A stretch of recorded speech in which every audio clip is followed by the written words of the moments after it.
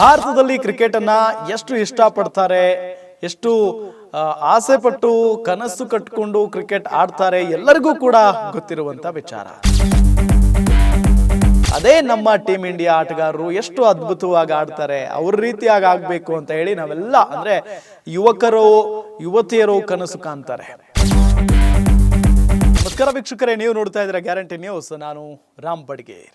ಭಾರತದಲ್ಲಿ ಕ್ರಿಕೆಟ್ ಅನ್ನ ಎಷ್ಟು ಇಷ್ಟಪಡ್ತಾರೆ, ಎಷ್ಟು ಆಸೆ ಪಟ್ಟು ಕನಸು ಕಟ್ಟಿಕೊಂಡು ಕ್ರಿಕೆಟ್ ಆಡ್ತಾರೆ ಎಲ್ಲರಿಗೂ ಕೂಡ ಗೊತ್ತಿರುವಂಥ ವಿಚಾರ. ಇದೆಲ್ಲದರ ನಡುವೆ ನಮ್ಮ BCCI ಅದೇ ರೀತಿಯಾಗಿ ಟ್ಯಾಲೆಂಟ್ಗಳನ್ನು ಹುಡುಕಿ ತಂಡದಲ್ಲಿ ಅವಕಾಶವನ್ನು ಮಾಡಿಕೊಡುತ್ತೆ. ಅದೇ ನಮ್ಮ ಟೀಮ್ ಇಂಡಿಯಾ ಆಟಗಾರರು ಎಷ್ಟು ಅದ್ಭುತವಾಗಿ ಆಡ್ತಾರೆ, ಅವ್ರ ರೀತಿಯಾಗಿ ಆಗಬೇಕು ಅಂತ ಹೇಳಿ ನಾವೆಲ್ಲ ಅಂದರೆ ಯುವಕರು ಯುವತಿಯರು ಕನಸು ಕಾಣ್ತಾರೆ. ಆದರೆ ನಮ್ಮ ಟೀಮ್ ಇಂಡಿಯಾ ಅದ್ಭುತವಾಗಿ 2023 ಆಗಿರ್ಬೋದು, 24 ಆಗಿರ್ಬೋದು, ಎಲ್ಲವನ್ನು ಕೂಡ ಮುಗಿಸ್ಕೊಂಡು T20 ವರ್ಲ್ಡ್ ಕಪ್ ಕೂಡ ಗೆದ್ದಾಯಿತು. ಈಗ ಪ್ರತಿ ವರ್ಷವೂ ಕೂಡ ICC T20 ತಂಡವನ್ನು ಮಾಡುತ್ತೆ. ಅಂದರೆ ಎಲ್ಲ ದೇಶಗಳ ಒಬ್ಬೊಬ್ಬ ಅಥವಾ ಯಾರ್ಯಾರು ಚೆನ್ನಾಗಿ ಆಡಿರ್ತಾರಲ್ಲ ಆ ಆಟಗಾರರನ್ನು ತೆಗೆದುಕೊಂಡು ಒಂದು ಟೀಮ್ ಮಾಡುತ್ತೆ. ಆ ಟೀಮ್ನಲ್ಲಿ ಯಾವಾಗಲೂ ಕೂಡ T20 ಆಗಿರ್ಬೋದು, ಏಕದಿನ ತಂಡ ಆಗಿರ್ಬೋದು, ಟೆಸ್ಟ್ ತಂಡ ಆಗಿರ್ಬೋದು, ಭಾರತೀಯರ ಪಾರುಪತ್ಯ ಇದ್ದೇ ಇರುತ್ತೆ. ಅದರಲ್ಲೂ T20 ತಂಡ ICC ಕಟ್ಟಿರುವಂಥ T20 ತಂಡದಲ್ಲಿ ಅಂತೂ 3-4 ಜನ ಅಂತೂ ಆ ಒಂದು ತಂಡದಲ್ಲಿ ಇದ್ದೇ ಇರ್ತಾರೆ ಭಾರತೀಯರು. ಅಂದರೆ ಅಷ್ಟು ಅದ್ಭುತವಾಗಿ ಆಟ ಆಡ್ತಾರೆ ಟೀಮ್ ಇಂಡಿಯಾ ಪ್ಲೇಯರ್ಸ್. ಅದೇ ರೀತಿಯಾಗಿ ಈ ಬಾರಿಯೂ ಕೂಡ 2024ರ ICC T20 ತಂಡವನ್ನು ಅನೌನ್ಸ್ ಮಾಡಿದೆ. ಆ ತಂಡದಲ್ಲಿ ಭಾರತೀಯರದ್ದೇ ಮೇಲುಗೈ ಅನ್ನೋದು ಇಲ್ಲಿ ಕನ್ಫರ್ಮ್ ಆಗಿದೆ. ಜೊತೆಗೆ ರೋಹಿತ್ ಶರ್ಮಾ ಅವರೇ ಕ್ಯಾಪ್ಟನ್ ಆಗಿದ್ದಾರೆ. ICCಯ ಈ ತಂಡದ ಕ್ಯಾಪ್ಟನ್ ಆಗಿರೋದು ನಮ್ಮ ಭಾರತದ ಏಕದಿನ ಮತ್ತು ಟೆಸ್ಟ್ ಕ್ಯಾಪ್ಟನ್ ಆಗಿರುವಂಥ ರೋಹಿತ್ ಶರ್ಮಾ. ಇದರ ಜೊತೆಗೆ ಹರ್ಷದೀಪ್ ಸಿಂಗ್ ಕೂಡ ಸ್ಥಾನ ಪಡೆದಿದ್ದಾರೆ. ಹಾರ್ದಿಕ್ ಪಾಂಡ್ಯ ಕೂಡ ಸ್ಥಾನವನ್ನು ಪಡೆದಿದ್ದಾರೆ. ಜೊತೆಗೆ ಜಸ್ಪ್ರೀತ್ ಬೂಮ್ರಾ ಕೂಡ ಇದ್ದಾರೆ. ಇದು ಎಲ್ಲರಿಗೂ ಹೆಮ್ಮೆ, ನಿಜಕ್ಕೂ ಖುಷಿ ಪಡುವಂಥ ಒಂದು ಸುದ್ದಿ. ಮೊದಲಿಗೆ ಈ ವರ್ಷದ ICC T20 ತಂಡ ಯಾವ ರೀತಿಯಾಗಿದೆ, ಯಾರ್ಯಾರು ಯಾವ ದೇಶದ ಪ್ಲೇಯರ್ಗಳು ಸ್ಥಾನ ಪಡೆದುಕೊಂಡಿದ್ದಾರೆ ಅನ್ನೋದನ್ನು ಗಮನಿಸ್ತಾ ಹೋಗೋದಾದ್ರೆ ನೋಡಿ, ನಾನು ಈಗಾಗಲೇ ಹೇಳಿದ ಹಾಗೆ ರೋಹಿತ್ ಶರ್ಮಾ ಇಂಡಿಯನ್ ಅವರು ಈ ಒಂದು ತಂಡದ ಕ್ಯಾಪ್ಟನ್ ಆಗಿದ್ದಾರೆ. ICC ಅವರನ್ನು ಕ್ಯಾಪ್ಟನ್ ಆಗಿ ನೇಮಕ ಮಾಡಿದೆ. ಅದಾದ ನಂತರ ಹಾರ್ದಿಕ್ ಪಾಂಡ್ಯ ಇದ್ದಾರೆ, ಟೀಮ್ ಇಂಡಿಯಾದ ಆಲ್ರೌಂಡರ್. ಜಸ್ಪ್ರೀತ್ ಬೂಮ್ರಾ ಇದ್ದಾರೆ, ಜೊತೆಗೆ world best bowler Jasprit Bumrah. ಅದಾದ ನಂತರ ಫ್ಯೂಚರ್ ಆಫ್ ಇಂಡಿಯನ್ ಕ್ರಿಕೆಟ್ ಅಂತ ಅಂದರೆ ಅದು ಹರ್ಷದೀಪ್ ಸಿಂಗ್ ಕೂಡ ಸ್ಥಾನವನ್ನು ಪಡ್ಕೊಂಡಿದ್ದಾರೆ. ಈ 4 ಜನ ಇಂಡಿಯನ್ಸ್. ಜೊತೆಗೆ ಟ್ರಾವಿಸ್ ಹೆಡ್ ಇದ್ದಾರೆ, ಆಸ್ಟ್ರೇಲಿಯನ್ ಆಟಗಾರ, ಹೊಡಿಬಡಿ ಆಟಗಾರ, T20 ಸ್ಪೆಷಲಿಸ್ಟ್ ಅಂತ ಹೇಳಿ ನಾವು ಅವರನ್ನು ಕರಿತೀವಿ. ಟ್ರಾವಿಸ್ ಹೆಡ್ ಕೂಡ ಈ ಒಂದು ತಂಡದಲ್ಲಿ ಸ್ಥಾನ ಪಡ್ಕೊಂಡಿದ್ದಾರೆ. ಅದರ ನಂತರ ಫಿಲ್ ಸಾಲ್ಟ್, ಇಂಗ್ಲೆಂಡ್ನ ಆರಂಭಿಕ ಆಟಗಾರ ಫಿಲ್ ಸಾಲ್ಟ್ ಕೂಡ ಈ T20 ತಂಡದಲ್ಲಿ ಇದ್ದಾರೆ. ಮತ್ತು ಇದು RCB ಖುಷಿ ಪಡುವಂಥ ಒಂದು ಸುದ್ದಿ, RCB ಫ್ಯಾನ್ಸ್ ಖುಷಿ ಪಡುವಂಥ ಒಂದು ಸುದ್ದಿ. ಯಾಕೆ ಅಂತ ಹೇಳಿದರೆ ಫಿಲ್ ಸಾಲ್ಟ್ ಅವರು ಇನ್ನು ಮುಂದೆ ನಮ್ಮ RCBಗೆ ಆಡ್ತಾರೆ. ಅದಾದ ನಂತರ ಬಾಬರ್ ಅಜಮ್, ಪಾಕಿಸ್ತಾನದ ನಾಯಕ, ಮಾಜಿ ನಾಯಕ ಬಾಬರ್ ಅಜಮ್ ಇಲ್ಲಿ ಈ ಒಂದು ತಂಡದಲ್ಲಿ ಸ್ಥಾನ ಪಡೆದುಕೊಂಡಿರೋದು. ನಿಕೋಲಸ್ ಪೂರನ್ ಕೂಡ ಇದ್ದಾರೆ, ವೆಸ್ಟ್ ಇಂಡೀಸ್ನ wicket keeper batsman Nicholas Pooran ಕೂಡ ಸ್ಥಾನವನ್ನು ಗಿಟ್ಟಿಸ್ಕೊಂಡಿದ್ದಾರೆ. ಹೊಡಿಬಡಿ ಆಟಗಾರ, T20ಗೆ ಹೇಳಿ ಮಾಡಿಸಿದಂಥ ಆಟಗಾರ.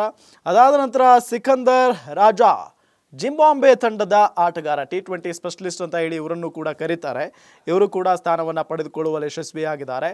ರಶೀದ್ ಖಾನ್ ಅದ್ಭುತವಾದಂಥ ಬೌಲರ್, ಅವರು ವರ್ಲ್ಡ್ ಬೆಸ್ಟ್ ಬೌಲರ್ ಅಂತ ಹೇಳಿ ಖ್ಯಾತಿಯನ್ನು ಗಳಿಸಿದ್ದಾರೆ.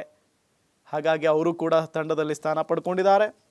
ಅದಾದ ನಂತರ ವನಿಂದು ಹಸರಂಗ ಇದ್ದಾರೆ ಶ್ರೀಲಂಕಾದಿಂದ.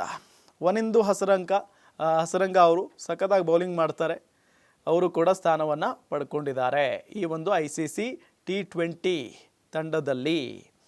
ಆದರೆ ಹೆಮ್ಮೆಯ ಸಂಗತಿ ಅಂತ ಅಂದರೆ ಬೇರೆ ದೇಶಗಳ ಒಬ್ಬೊಬ್ಬ ಆಟಗಾರರು ಮಾತ್ರ ಇದ್ದರೆ ಭಾರತದ 4 ಜನ ಆಟಗಾರರು ಈ ಒಂದು ತಂಡದಲ್ಲಿ ಸ್ಥಾನವನ್ನು ಪಡ್ಕೊಂಡಿದ್ದಾರೆ. ಇದು ಇವತ್ತಿನ ಕಥೆಯಲ್ಲ, ಇದು ಪ್ರತಿ ವರ್ಷವೂ ಕೂಡ ನೀವು ಗಮನಿಸಿದರೆ T20 ಆಗಲಿ, ಏಕದಿನ ತಂಡ ಆಗಲಿ, ಜೊತೆಗೆ ಟೆಸ್ಟ್ ತಂಡ ಆಗಲಿ, ICC ಟೆಸ್ಟ್ ತಂಡ ಆಗಲಿ, ಎಲ್ಲದರಲ್ಲೂ ಕೂಡ ಅತಿ ಹೆಚ್ಚು ಭಾರತೀಯರೇ ಇರ್ತಾರೆ. ಅಂದರೆ ಭಾರತೀಯ ಆಟಗಾರರು ಅಷ್ಟು ಶಿಸ್ತುಬದ್ಧವಾಗಿ ಅದ್ಭುತವಾಗಿ ಬ್ಯಾಟಿಂಗ್, ಬೌಲಿಂಗ್ ಎಲ್ಲವನ್ನು ಕೂಡ ಮಾಡ್ತಾರೆ. ನೋಡಿ, Indian players T20 ಟೀಮ್ನಲ್ಲಿ, ICC T20 ಟೀಮ್ನಲ್ಲಿ 2020ರಲ್ಲಿ ಯಾರ್ಯಾರಿದ್ರು ಅಂದರೆ ರೋಹಿತ್ ಶರ್ಮಾ ಇದ್ದರು, ಕೊಹ್ಲಿ ಇದ್ದರು, ಧೋನಿ ಇದ್ದರು ಮತ್ತು ಬೂಮ್ರಾ ಇದ್ದರು. 4 ಜನ. ವಿರಾಟ್ ಕೊಹ್ಲಿ, ರೋಹಿತ್ ಶರ್ಮಾ, ನಮ್ಮ MS ಧೋನಿ ಜೊತೆಗೆ ಬೂಮ್ರಾ 2020ರಲ್ಲಿ ಸ್ಥಾನ ಪಡ್ಕೊಂಡಿದ್ರು. 2021ರಲ್ಲಿ ಕೊರೋನಾ ಇತ್ತು, ಹಾಗಾಗಿ ಯಾವುದೇ ರೀತಿಯಾದಂಥ ಕ್ರಿಕೆಟ್ ಇರಲಿಲ್ಲ. 2022ರಲ್ಲಿ ಕೊಹ್ಲಿ, ಸೂರ್ಯ ಮತ್ತು ಹಾರ್ದಿಕ್ ಪಾಂಡ್ಯ ಸ್ಥಾನವನ್ನು ಗಿಟ್ಟಿಸಿಕೊಂಡಿದ್ರು. 2023ರಲ್ಲಿ ಯಶಸ್ವಿ ಜೈಸ್ವಾಲ್, ಸೂರ್ಯಕುಮಾರ್ ಯಾದವ್ ಜೊತೆಗೆ ಬಿಷ್ಣೋಯಿ ಮತ್ತು ಹರ್ಷದೀಪ್ 2023ರ ICC T20 ತಂಡದ ಸದಸ್ಯರಾಗಿದ್ದರು. ಇನ್ನು 2024ರಲ್ಲಿ ಈಗಾಗಲೇ ಹೇಳಿದ ಹಾಗೆ ರೋಹಿತ್ ಶರ್ಮಾ, ಹಾರ್ದಿಕ್ ಪಾಂಡ್ಯ, ಬೂಮ್ರಾ ಮತ್ತು ಹರ್ಷದೀಪ್ ಸಿಂಗ್ ಸ್ಥಾನವನ್ನು ಗಿಟ್ಟಿಸಿಕೊಳ್ಳುವಲ್ಲಿ ಯಶಸ್ವಿ ಆಗಿದ್ದಾರೆ. ಅಂದರೆ ಈ ಇಷ್ಟು ಲೆಕ್ಕಾಚಾರವನ್ನು ನಾವು ನೋಡಿದರೆ ಎಲ್ಲೋ ಒಂದು ಕಡೆ ರೋಹಿತ್ ಶರ್ಮಾ ನಾಯಕತ್ವದಲ್ಲಿ ಅದ್ಭುತವಾಗಿ ತಂಡ ಹೋಗಿದೆ. ಈ ಬಾರಿ ವರ್ಲ್ಡ್ ಕಪ್ ಕೂಡ, T20 ವರ್ಲ್ಡ್ ಕಪ್ ಕೂಡ ಟೀಮ್ ಇಂಡಿಯಾದ್ದೇ ಆಗಿರೋದು. ಹಾಗಾಗಿನೇ ಟೀಮ್ ಇಂಡಿಯಾ ಆಟಗಾರರಿಗೆ ಹೆಚ್ಚಾಗಿ ಅವಕಾಶ ಕೂಡ ಸಿಗುತ್ತೆ. ಜೊತೆಗೆ ಈ ಎಲ್ಲ ಲೆಕ್ಕಾಚಾರವನ್ನು ನಾವು ಗಮನಿಸಿದಾಗ ಟೀಮ್ ಇಂಡಿಯಾ ಆಟಗಾರರು T20 ಸ್ಪೆಷಲಿಸ್ಟ್ಗಳು ಅನ್ನೋದನ್ನು ICC ಕೂಡ ಗುರುತು ಮಾಡಿಕೊಂಡಿದೆ. ನೋಡಿ, ICC ಮೆನ್ಸ್ T20 ಕ್ಯಾಪ್ಟನ್ ಆಗಿರೋದು ಈಗ ರೋಹಿತ್ ಶರ್ಮಾ ಅವರೇ ಕ್ಯಾಪ್ಟನ್ ಆಗಿದ್ದಾರೆ. ಇನ್ನು 2020ರಲ್ಲಿ ಆ ಒಂದು ICC T20 ತಂಡಕ್ಕೆ ಕ್ಯಾಪ್ಟನ್ ಆಗಿದ್ದು ನಮ್ಮ MS ಧೋನಿ ಅವರು, ಮಾಸ್ಟರ್ ಮೈಂಡ್ MS ಧೋನಿ. ಅದಾದ ನಂತರ 2021ರಲ್ಲಿ ಪಾಕಿಸ್ತಾನದ ಬಾಬರ್ ಆಜಮ್ ಕ್ಯಾಪ್ಟನ್ ಆಗಿದ್ದರು. 2022ರಲ್ಲಿ ಇಂಗ್ಲೆಂಡ್ ತಂಡದ ಬಟ್ಲರ್ ಅವರು ಕ್ಯಾಪ್ಟನ್ ಆಗಿದ್ದರು. 2023ರಲ್ಲಿ ನಮ್ಮ ಸೂರ್ಯಕುಮಾರ್ ಯಾದವ್ ಅವರು ಕ್ಯಾಪ್ಟನ್ ಆಗಿದ್ದರು. ಈಗ 2024 ರೋಹಿತ್ ಶರ್ಮಾ ಕ್ಯಾಪ್ಟನ್ ಆಗಿದ್ದಾರೆ. ಅಂದರೆ ಇಲ್ಲಿಯೂ ಕೂಡ ಭಾರತೀಯರದ್ದೇ ಪಾರುಪತ್ಯ. 2021-22 ಬಿಟ್ಟರೆ ಇನ್ನು ಉಳಿದಂಥ ವರ್ಷಗಳಲ್ಲಿ, ಅಂದರೆ 3 ವರ್ಷಗಳಲ್ಲಿ ಇಂಡಿಯನ್ ಆಟಗಾರರೇ ಕ್ಯಾಪ್ಟನ್ಸಿ ವಹಿಸಿರೋದು.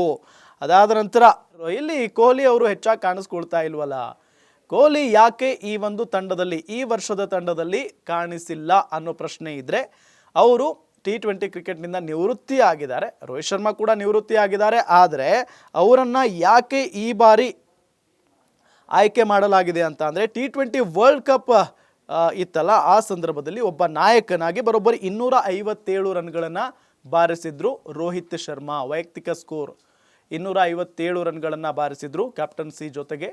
ಹಾಗಾಗಿ ಅವರನ್ನು ನಾಯಕರನ್ನಾಗಿ ಒಂದು ICC T20 ತಂಡಕ್ಕೆ ಆಯ್ಕೆ ಮಾಡಲಾಗಿದೆ ಅನ್ನೋದು ಗೊತ್ತಾಗ್ತಾ ಇರುವಂಥ ವಿಚಾರ. ನೋಡಿ, ವಿಶ್ವಕಪ್ನಲ್ಲಿ ವಿರಾಟ್ ಕೊಹ್ಲಿ ಅವರು ಕೂಡ ಆಡಿದರು.